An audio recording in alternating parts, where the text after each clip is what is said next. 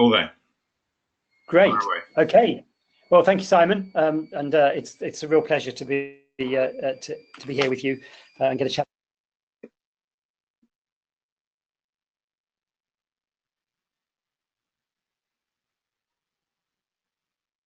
Good. I saw that Simon just muted me. It was a way of keeping me much quieter.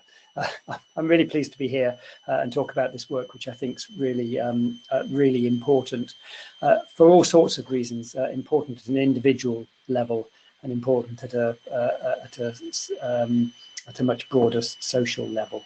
So I work in organisations a great deal, and consistently leaders are telling me that their life is getting more complex. And whenever I present this incredibly simple model based out of Dave Snowden's Cinefin model, people really resonate with it. I was having dinner with the chief exec last night, and he was not complaining in any sense. He was just simply saying, my world is much more complicated than complex than it used to be. I have so many more different things to handle, so many more different dimensions to be engaged in, and it all moves faster. So it seems to me that helping leaders to navigate an increasingly complex but also fast-moving world, so in which the simple becomes more intense, is a really important part of our work, because it seems to me that leaders either you try to run faster, do the same stuff but run much faster, or adopt this winning strategy, which we all do, selectively when it suits us. But it seems to me that equipping leaders to see things differently may be helpful, and I think that that's where this work really comes into play. I want to just talk a little bit for a moment about the individual's life journey and the relationship of development to the journey through life, because clearly this is a really important facet of what we're dealing with. And on the left-hand side of this slide is the standard journey through life that, if we get to later life, we'll all take. And it's invariable. We don't have that in any other order. It starts with childhood and it ends up with later life. Within that, there are some things that we can absolutely expect, and some things that come to us uniquely. So, we know that during childhood, 4 or 5 years old, someone will enter school. We know that at 11 or so, they're likely to enter secondary education in some form. We know that 17, 18, they're either going to be moving into a first job or into further education. So there are stages that we can identify. But there are also a whole range of other things that happen to us. The emergence of relationships, marriage, children, that come at different times and may not come at all for different people. And that's the journey through life. And in a sense, all of that is an education and development process. It just is. When we first enter our first intimate relationship with somebody, there is masses and masses of learning that goes with that. So those stages of life, those phases, are incredibly developmental.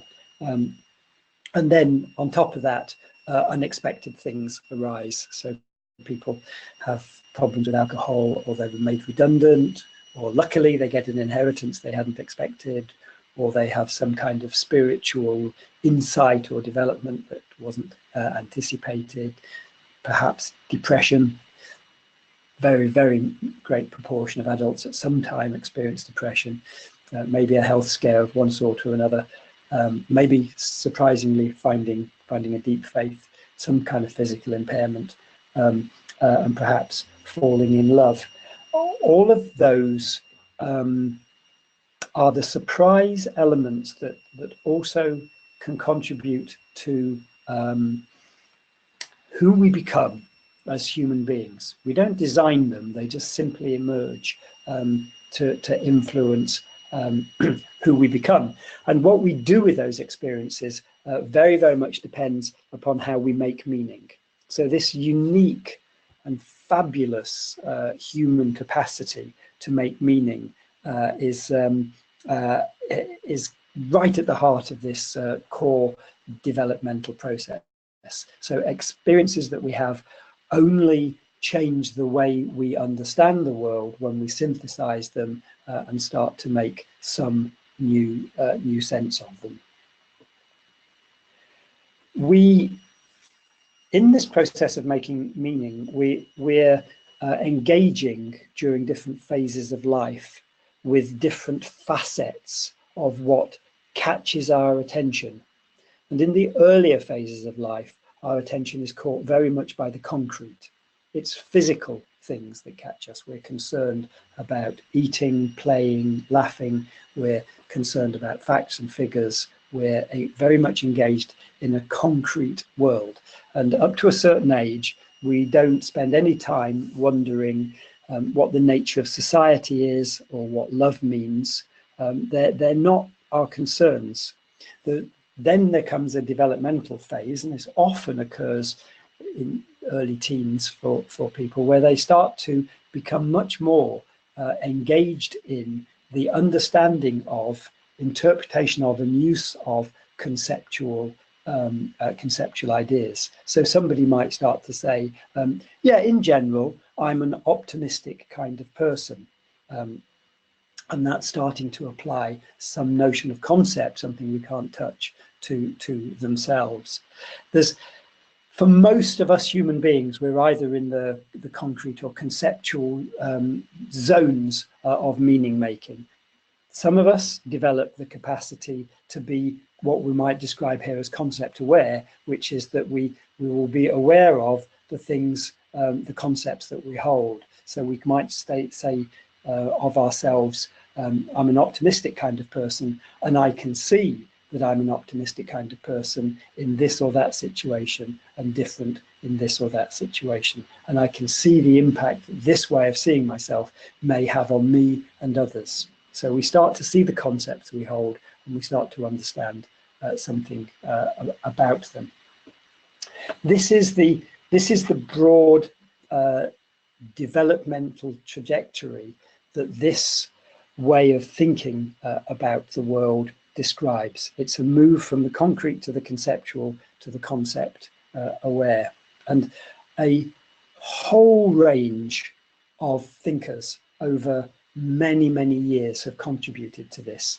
So the reason I put this slide up is I think it's really important to think about this idea of vertical development, this idea of adult constructivist development, not as the work of one or two people, but actually the work of very, very many people whose different inputs have come together to form a field that I think is incredibly useful. There are some names on that list that made a tremendous contribution. So Piaget, for example, on his work in his work on child development and putting forward the idea that children move through distinctive and identifiable stages of development that we can pretty much anticipate, change the way that we think about the human being and learning. And in many ways, Lovinger, that's highlighted in red there, Jane Lovinger, picked up on some of the ideas that Piaget had started and applied these particularly to one context, which was the context of young women offenders in penal institutions in California. And Jane Lovinger was really interested to know why some of the young women that were incarcerated, when released, stayed released, and why some of them didn't, why some of them reoffended and were rearrested. She wasn't interested in the sociological phenomena of that. She was interested in what was going on inside the girls' heads. She wanted to know if they made meaning differentiatedly, whether one girl made meaning in a way that was different from another, and whether she could cluster those. And her research took her into using the sentence completion methodology, which I'll talk a bit about later.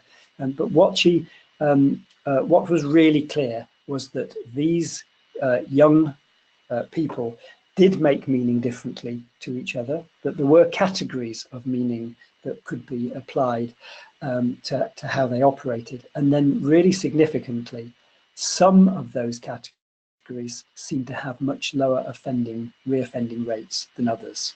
And that, of course, was very, very interesting. So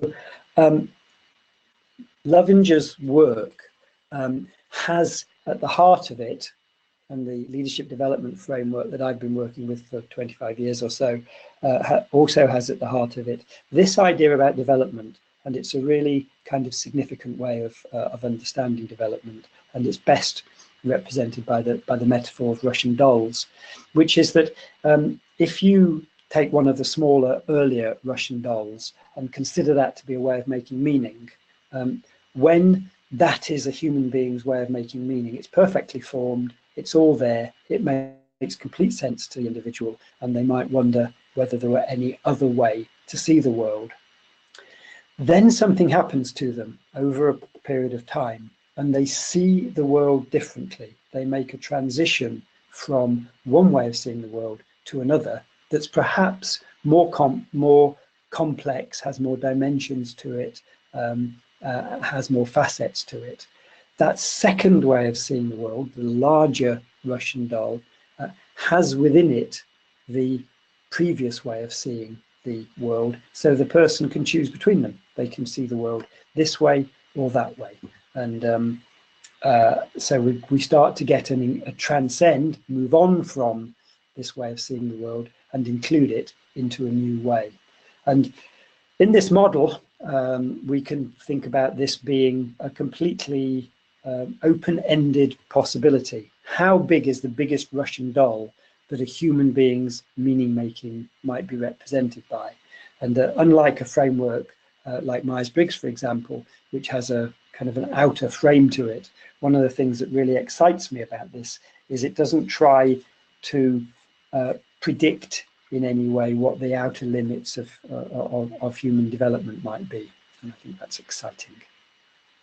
So this has been codified, and it's been codified in a number of different frameworks. And what I'm talking about today is the leadership development framework. And each of these ways of making meaning, which we describe as action logics, the ways of thinking that inform our actions, each one's got a label. And as you can see, there's starts with impulsive and then moves clockwise to the current rather vaguely identified ironist action logic. Most people will find, most adults will find being labeled in the diplomat, expert, achiever, individualist, strategist category, a vast majority of the adult population. The labels are useful, but they're also problematic because they're single words to describe complex networks of meaning making, and so we have to handle them with a little bit of caution. So there's a kind of a warning there on that. I'll say a little bit about each of the action logics that are critical in the organizational context. I'll talk through those, and then I'll just pause to allow some moment for questions and discussions. So as you can see here, one of the stages, expert, not the earliest of stages, but a stage that typically we'll move into during our teenage years and our university education, depending on the type of university education we have, if we indeed have that kind of education, may very well reinforce this way of thinking. And what's powerful about the expert action logic is that the core conceptual construct that truth exists and can be found. So the consequence of that is, if we're designing an HR system, if only we can find the most important relevant ingredients, we can design the perfect HR system or car or crime prevention process, or whatever it might be. There is the truth, it can be found, and therefore we can find the best, the right way to do things. And you might immediately get a sense that this could be problematic for a leader, or would have a consequence for somebody who wanted to delegate a task, because from this position they'd be delegating not only the outcome of the task, but exactly how the task should be done, because the construct is that there's one right way to do this, and actually it's the right way that I know. So there can be a tendency towards being dogmatic, and yet the great value, and every single action logic has its intrinsic value and worth in any kind of setting, but particularly in an organizational setting. The great value of the expert action logic is its very interest in perfectibility and the improvement of processes, so that people pay unique and beautiful attention. So the GoToWebinar system that we're using wouldn't work as reliably as it does if somebody with deep concern for that systems work well, a deep expertise. If they hadn't done this, we wouldn't be able to trust this system to work in the way it does. So organizations, as you can imagine, depend enormously upon this action logic for their success. And if too many of an organization's leaders are making meaning at this sense, then there's a consequence in terms of flexibility, agility, and willingness to see things from multiple perspectives. The stat at the top, 13%, is the number of people, the percentage of people that are profiling this action logic in a pretty large, about 5,000 sample of people working in organizations. So this is an organizational sample, and the stats all the way through will be that. The expert action logic is followed by the achiever, and there's a fair step between these. The achiever is very interested in not so much getting it right as getting it done, and so that's a kind of shift there. It's about what's delivered, and I sometimes describe this as an intelligent action logic. It's a misleading way in a way to describe it, but the achiever starts to bring anything they can in service of the goals and objectives that need to be achieved. So rational analysis, forethought, planning, even strategy, which is where the labels are confusing, is the territory of the achiever. So rules and structures are good, not in themselves, but because they might enable progress. And from a self-construct point of view, the achiever is very strong, very centered on the idea of agency and choice. It's up to me. I am what I achieve is a very strong sense. So failure is hard, and success is enormously rewarding, and one becomes dedicated to it. I think you can probably begin to intuit that in a heavily work-based culture, the problem of workaholism and the lack of balance in life may well arise from a kind of excess of achiever action logic. Certainly I've worked with a number of leaders who, kind of reviewing some kind of breakdown in their life, have said, I recognize that I dedicated myself far too much to one thing and didn't balance the various constituent parts of my life. And that's often an achiever reviewing their commitment to the things that are important. Of course, organizations, one of the reasons why we have 55% of people profiling as achiever in organizations is that most organizations are based upon delivery. They're based upon shareholder returns, and that kind of energy and focus is absolutely vital, as is a willingness to move at speed. And so achievers bring that and are a great benefit to organizations. The issue, it's the absence, is the willingness to pause long enough to question the very objectives that we're chasing. So the achiever's more likely to just say, right, okay, that's it, let's go over there, rather than ask the question, well, why over there and why now? And is there another way of doing this? So that tends to miss, which is exactly the territory of the next action logic, which is described as individualist. So this is a much more curious, much more doubting, but also more innovative action logic than the achiever. And a key conceptual construct here is the truth's relative. It all depends on who's seeing it. The truth's in the eye of the beholder. There are many perspectives to be had. And so let's not talk about the right way, the reality. Let's talk about the many perspectives that there are, that exist. And at a self level, there's a real curiosity about that and how that applies to me. So an individualist is more likely to notice their uniqueness and be curious about how they express that. They start to become more experimental in how they work, and perhaps more challenging of some of the organizational norms, which, if you're working for an organization that has as a mantra, we want people who think outside the box, sounds like it should be really, really good news. The difficulty that many individualists have is that whilst many organizations say this is exactly what they're looking for, many reject it. And some individualists, a large number, describe life in an organization as being less comfortable than when they were operating at the achiever action logic.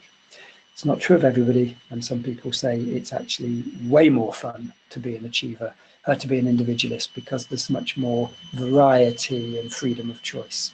But that's an issue that emerges.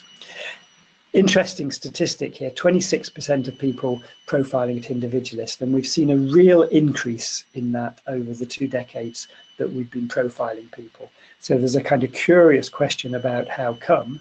I think society as a whole is becoming more individualistic, and I think organizations are supporting some development routes like coaching, which supports people's self-expression, and so and certainly supports their reflection, and all of those are routes into the individualist. So that may be some explanation.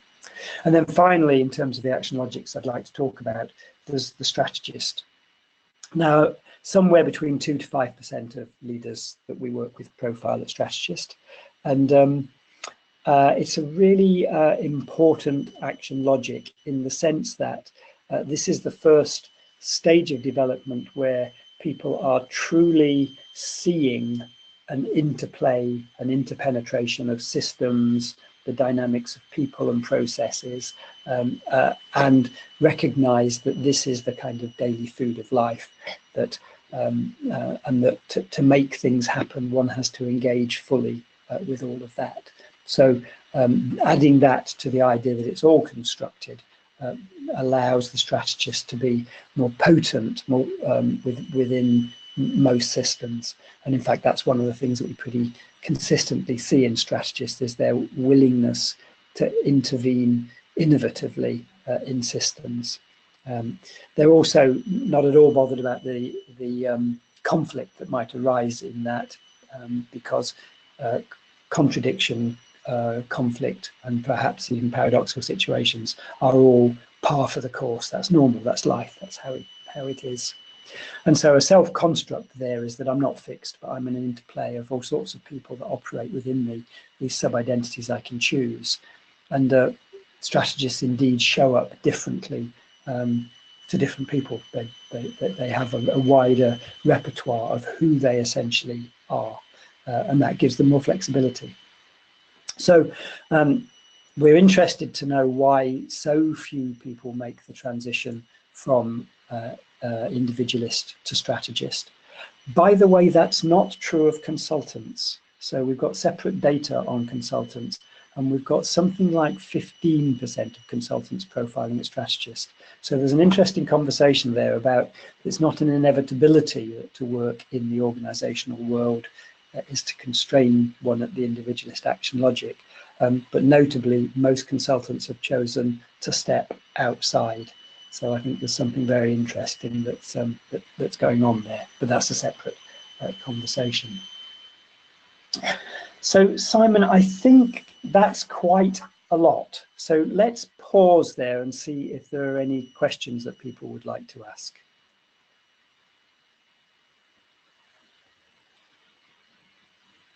Sure, David. I've got one question in the question box at the moment. This is from T. Noel Osborne.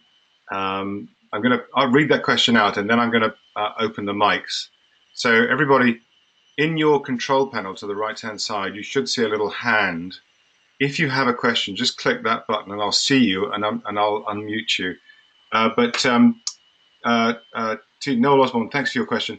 As a development tool, doesn't Myers-Briggs align with your logics? There isn't a direct direct alignment. So no, I think it's looking at something that's different. And I mean, there's been a number of papers about the relationships between them. It's not something I've ever felt very sure about. So I think we're looking at something slightly different here. Great. So I've unmuted Jonathan. Yes, hi. Go ahead. Hi, Jonathan. I don't know if you want to address this now or at all, but I have two questions. The first is how what you're describing, what you see as the biggest differences with Suzanne Cook-Reuter's approach and Bill Torbert's. Sure. Yep. Okay. And my second question is what you think the implications are of the coach and the coachee being at different logics. Yeah. Great. They're in terms of the different tools that have been developed by Bill and Suzanne. They're all coming from Lovinger, so they all have the same core methodology. So they're very, very similar. Suzanne's interest has really been in spiritual development, and so the question set that Suzanne uses reflects that, and the way that Suzanne's developed the report, I think, reflects that. Because one of the things that we've been working with is to choose what questions we want to be setting people up with in order to direct their attention. So I think Harthill, more than certainly more than Suzanne, and probably more than Bill Torbert's framework, is very much focused on the organizational world, and we've tailored our the question set to reflect that. And it's been very interesting to do that. And we've removed, for example, we've just removed some Lovinger sentences which were very, very much focused on gender issues and were very, very gendered. So, for example, a man's role has been removed and replaced. So, yeah, so those would be the differences. But actually, more similarities than differences is what I would say. I think the second question is really, really interesting. The normal kind of spin on this is, can you have a coach who isn't at a later stage of development than yourself? Will you grow if your coach is the same or earlier than you? I don't think there's a consensus on this, and in a way it depends what the coaching is for. But if your desire is to be coached in order to expand your frame of meaning making, then you need a coach that's at least the same action logic as yourself. You won't, I believe, you won't get what you need from somebody who's making meaning at an earlier action logic than yourself. Having said that, the skills of coaching can lead people into reflection in a way where they can self-learn. So I think there's a contrary kind of argument to that. But I know if I was choosing a coach for my broader holistic development, I'd be looking for somebody later than myself. Thank you. So, Steve, I'm going to ask you to go next. Do you want to just say your question because you're unmuted, or I can read it out? Sure. Go ahead. Yeah, no, I'll say it. That's great. Hi, David. Thanks for your work. You know, when I listen to people around developmental models, it seems that there's two philosophies. One is recognize where people are and meet them there. Don't treat them as though they're at a different level or they should be at a different level. They're fine where they are, and help them grow right where they are and maybe edge towards the next level, but pretty much stay where they are because it won't work to take them anyplace else. The other philosophy is no, of course, meet them where they are, but the whole job is to expand them.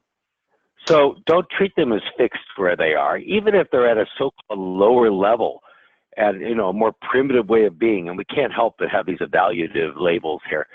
The whole idea is to see their possibility and to bring them along.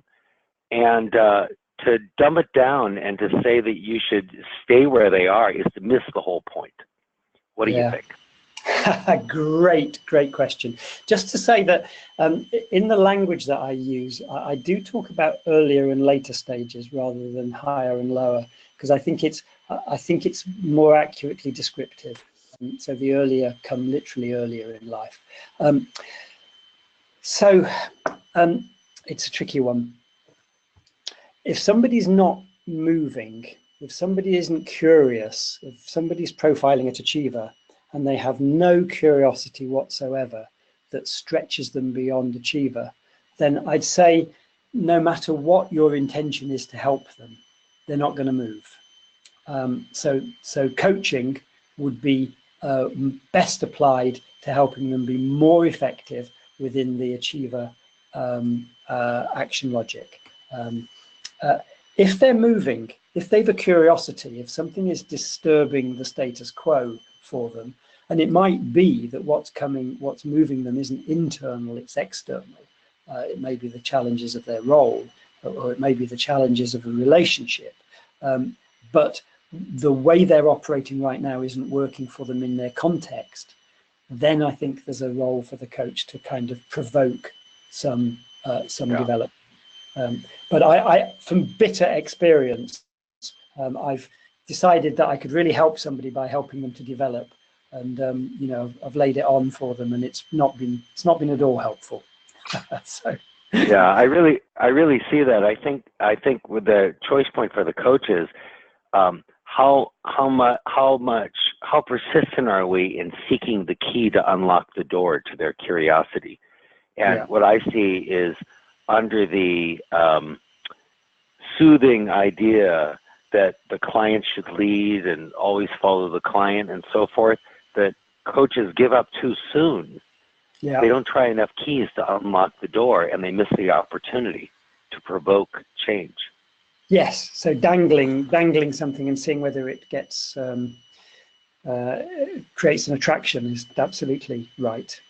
Actually, what I notice is, and one of the reasons why I really like the framework is that when people see it for the first time and really digest it, they understand something about their developmental possibility which they hadn't seen before. So this, although I don't like the language of vertical and horizontal particularly, the differentiation, the possibility of expanding out seems very useful. And then people can start to chart their own way through it.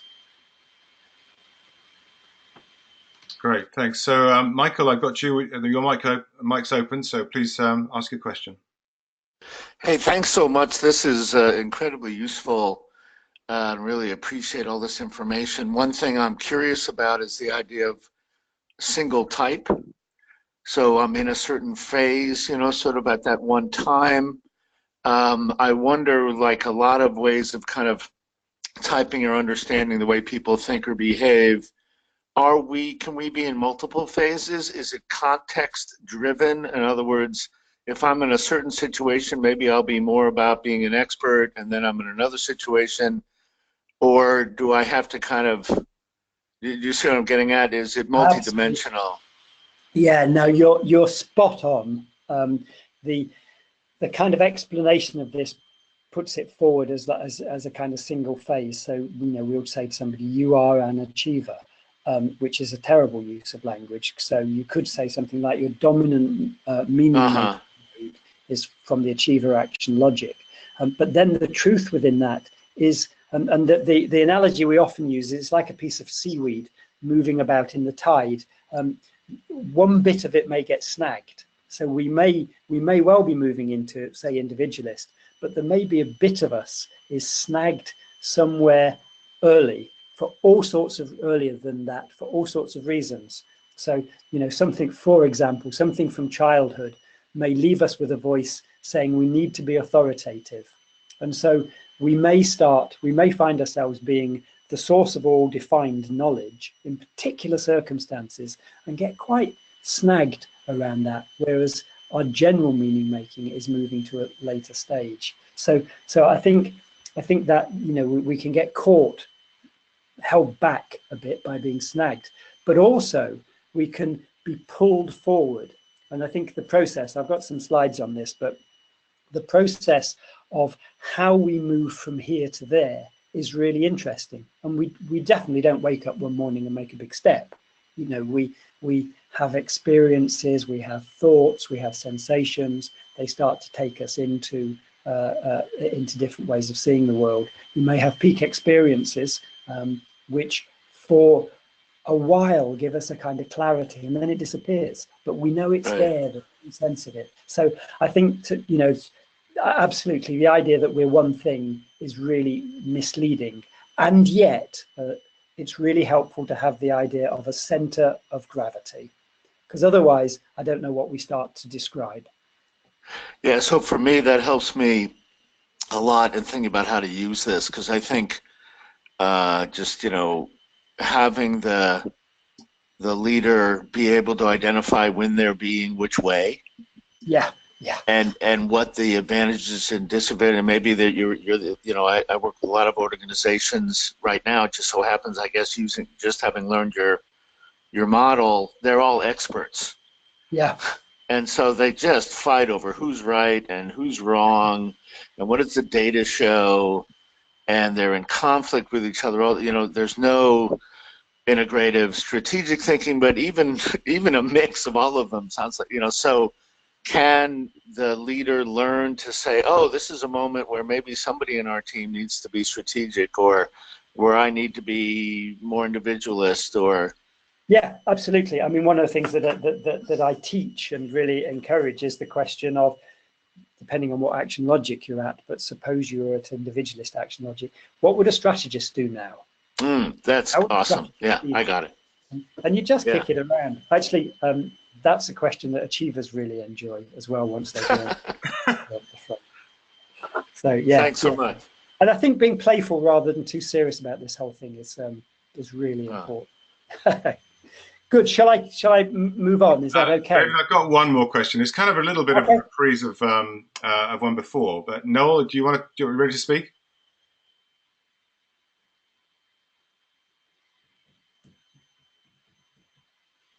No, your mic's unmuted. All right, I'll read it out. Where change is the order of the day, why would a coach not attempt to move a coachee towards more maturity? Yeah, I mean, I think it's the same thing, isn't it? Yeah. There's absolutely no reason why we wouldn't try to move them towards more maturity. It's all a question of timing. And I do think there is a sense of developmental readiness. One of the things that I think is really important to stress is that we make these moves between action logics slowly, not quickly. I don't think we like the idea that we can't, you know, go on an intensive process and then we're changed. But I think it's a cumulative process. So movement happens kind of slowly, or normally happens slowly. So I think pushing is generally unhelpful, but offering is really, really useful. Great, thanks. So I just wanted to say, it sounds like some of you have some good experience and knowledge in this field, but for those who don't, I just want to talk a little bit about the process of trying to understand people's center of gravity action logic. And it's done using sentence completion form, Lovinger's methodology, 32 stems with questions like rules are, I dream about when a child will not join in group activities. I am.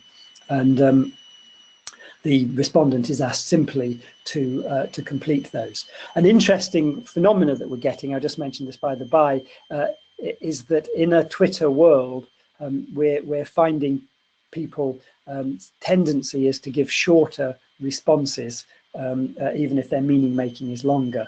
And that's causing us some methodological issues. So it's quite interesting how the technology is shaping the way that we think, and we're beginning to see that represented a bit in this, but that's a completely different story. So what we're looking for when we give people these sentence completion forms is to see the structure of their language, the structure and content of their language. And so I'm going to give you an exercise right now. It'll take you about 2 or 3 minutes. Will you reorder these completions? These are real completions from real people. Will you order them from the simplest to the most complex?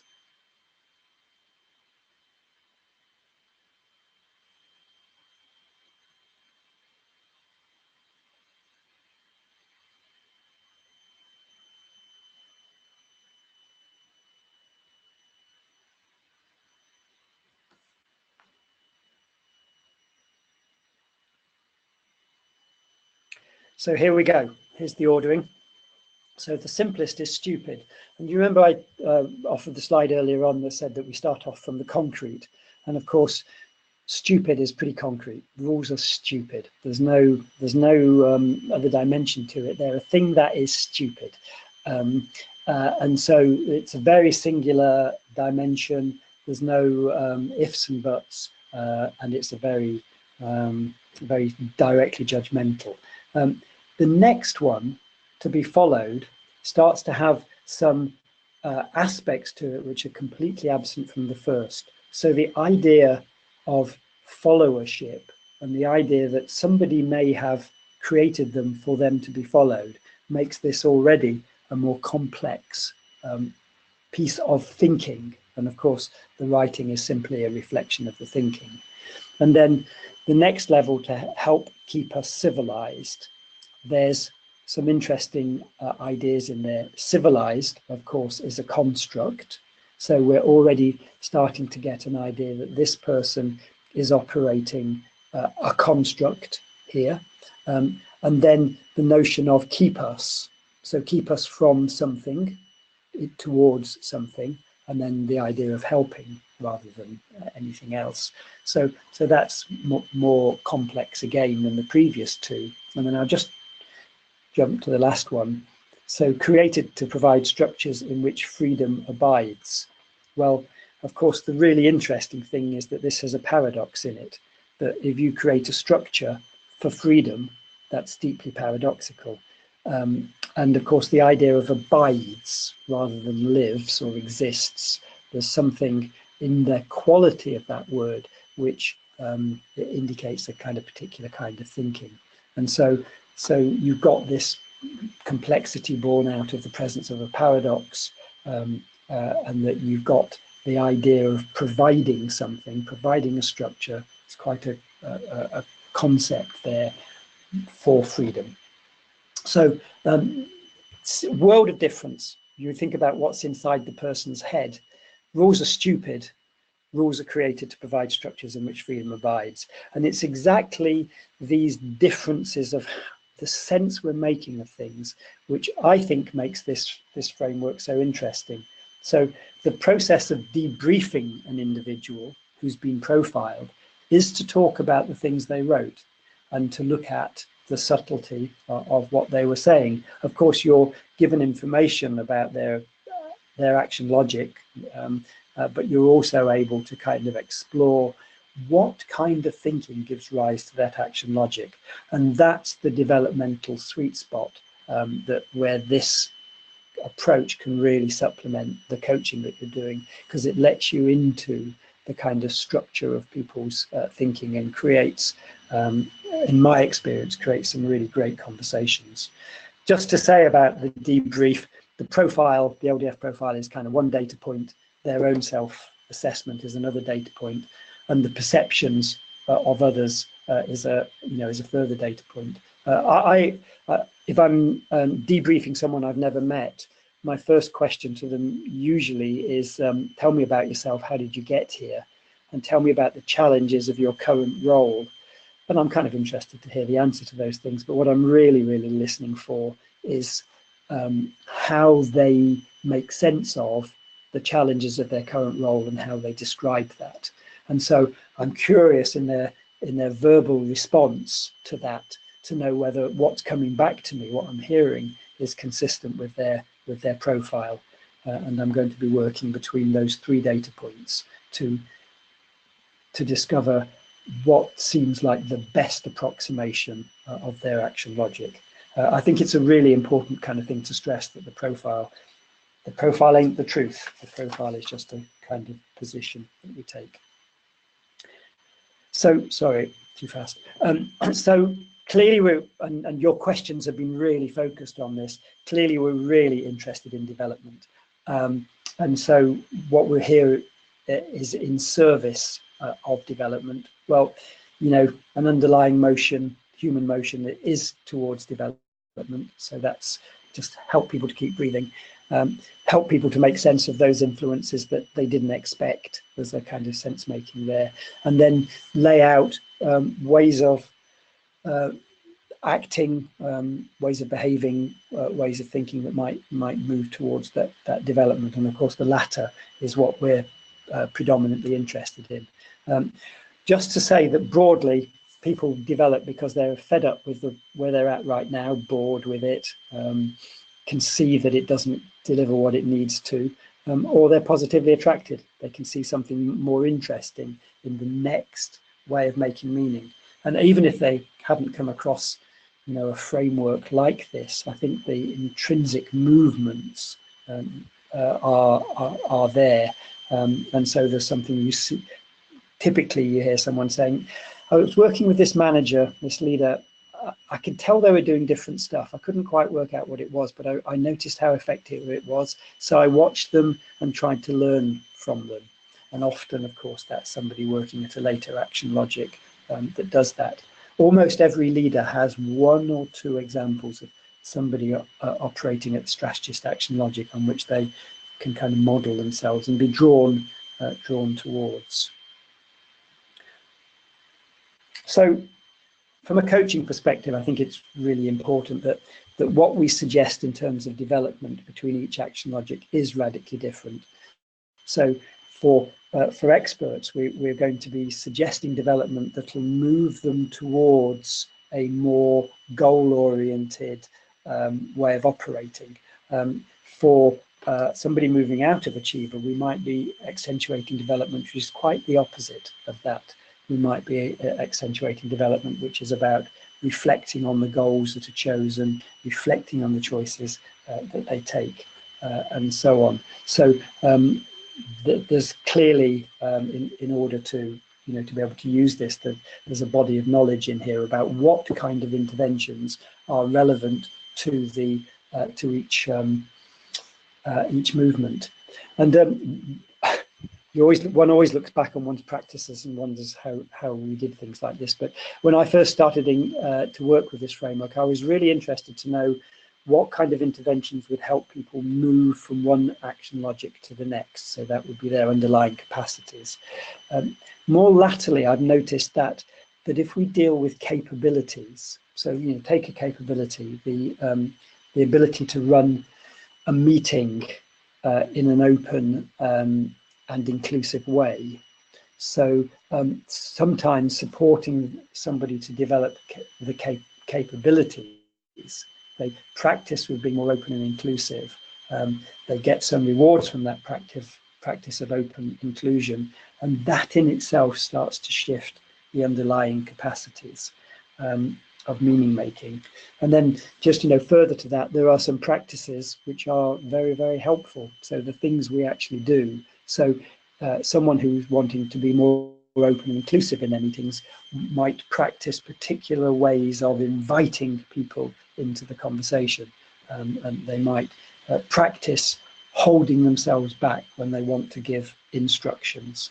And those practices in themselves will support the growth of capabilities and the support of capacities. And I would say in the last 8 or so years, we've moved as a consultancy much more towards a focus on practice than a focus explicitly with the clients on shifting the underlying capacities. We still do that, we still do debrief people, but the question is what capacities will be most helpful here. So there's some slides that you can look at your leisure. They'll come out to you later. So there's some things I've just moved past. What next? If you want to use the LDF in relationship to your work, you can arrange for debrief. And if you're not authorized, then you'll need to get someone who is to do the debriefs. Harthill can supply someone like that. Simon is an authorized person, so you've already got capacity inside CoachSource, or you can become authorized, and we run a couple of training programs, authorization intensives a year, mostly in the UK, to do that. And then you simply have to pay for the profile, or CoachSource itself could choose to develop some in-house capability. So there's a number of ways for you to get into this. Where the next programs, the next authorizations, there's one in late November, and then one again in May. Both of those are in the UK, and we'll be launching in the next month or two the option of a virtual program. We're just in the process of designing that, so that will be coming soon. Yeah, so I'm going to stop there. I don't know whether there's we'll use the last few minutes, Simon, for any other questions that are emerging.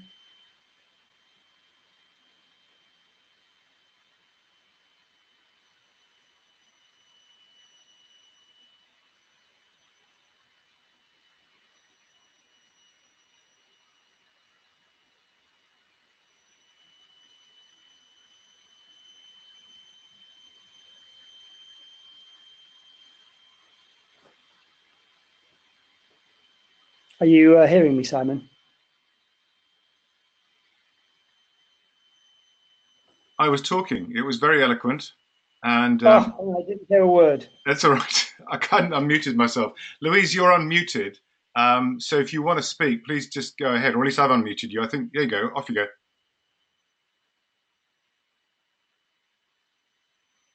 Oh, I think you just muted yourself again, Louise.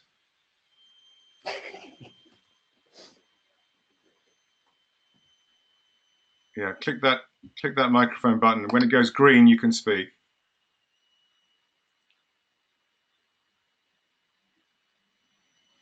And then, yeah, there you go. Off you go. Okay. Well, I just want to thank you. This has been quite instructive. I've been just working with this in some of my writings right now and getting very deep into it. And so I just needed to be here today to take it all in and come back with some questions, perhaps after looking at the slides that you have for us. Great, thank you. Jonathan, you're unmuted. If you want to go ahead with that question, that's cool, all fine. Sure. I just practically, how long does it take to become certified? And also, go ahead. Yeah.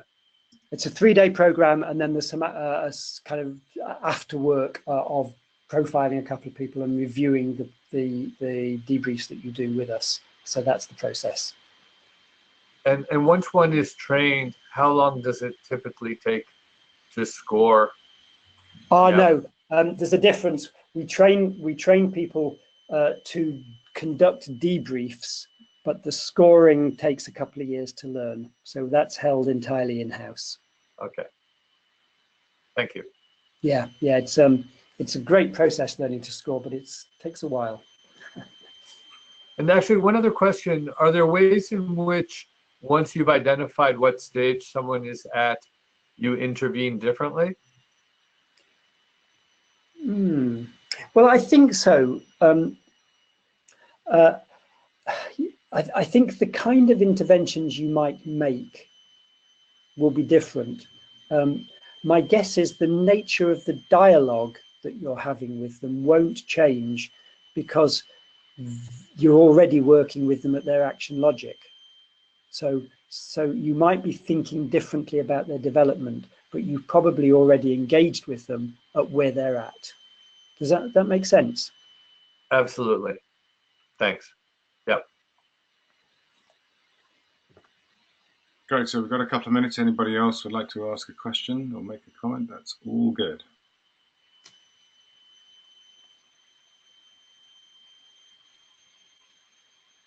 Great. So just, oh, Daniel, I'm just going to unmute you. Here we go. You are unmuted. Off you go. Yes. Does the certification training include questions to ask to help clients move to a next phase? Oh, absolutely. But both the profile itself and the training, focuses in because this is the crucial piece, isn't it? It's what do you do? What kind of ways can you support somebody who's moving from X to Y, and the way that you engage in the exploration of that with them is really crucial. So yeah, absolutely. Of course. One of the things that's really interesting is that the debrief process definitely feels different with different action logics. So, typically I'd say a debrief with a strategist is remarkably unplugged. You'll start in, and within a few moments, they will have influenced you to where they would like the conversation to go.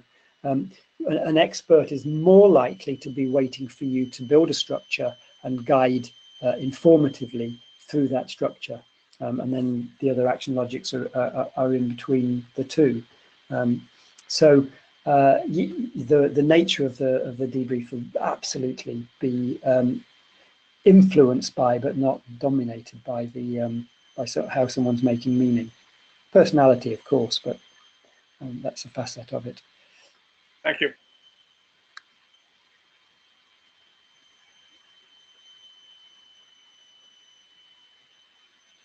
All right, everybody.